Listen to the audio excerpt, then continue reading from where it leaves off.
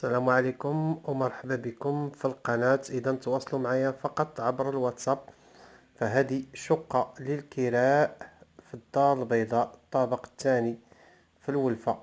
السومة الكرائية الشهرية 3500 درهم، يعني للشهر الناس اللي غادي يكريو 6 شهور الفوق 3500 درهم للشهر، واللي بغى يكريها شهر واحد فقط فراه عندها ثمن آخر.